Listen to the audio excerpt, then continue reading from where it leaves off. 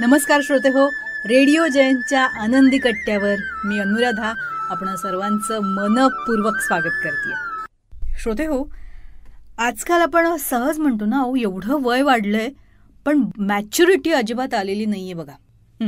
वय वाढणं आणि मॅच्युरिटी येणं हे एक आपणच लावलेलं समीकरण आहे. ही मॅच्युरिटी नेमकी येते कशी याविषयीची एक फार छान पोस्ट वाचनात आली.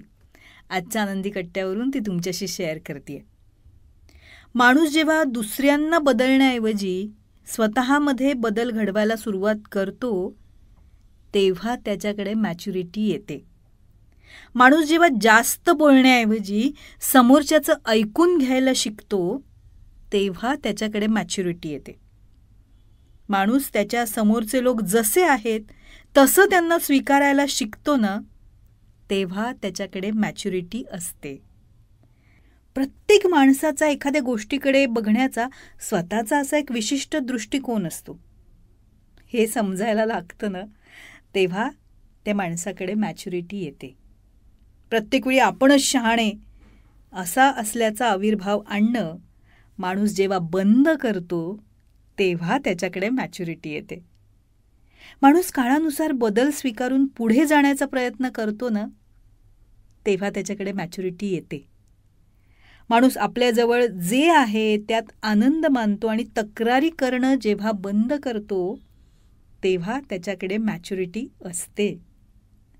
माणूस जेव्हा जबाबदाऱ्या घ्यायला शिकतो आणि चुकांमधनं पुढे जायला शिकतो, तसंच आपल्या चुकांचं खापर इतरांवर फोडणं बंद करतो तेव्हा त्याच्याकडे मॅच्युरिटी येते.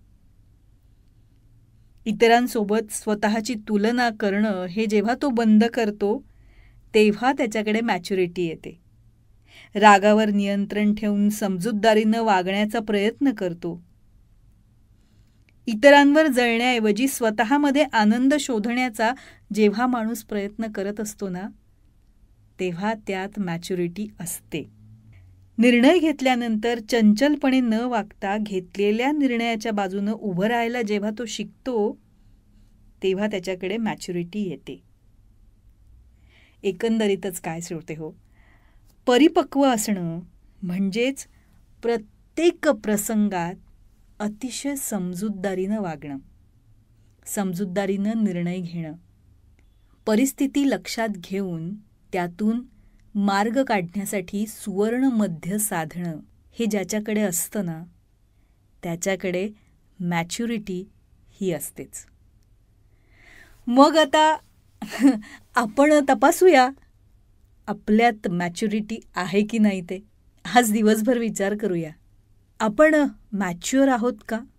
त्या सगळ्या क्वालिटीज, ते सगळे गुण आपल्यात आपल्याला सापडले तर आनंदच आहे. पण नाही सापडले तर ते गुण आपण कसे आपल्या अंगी बाणवू शकतो याचा विचार करून मॅच्युरिटीच्या दिशेनं पहिलं पाऊल टाकूया. काय पटतंय ना?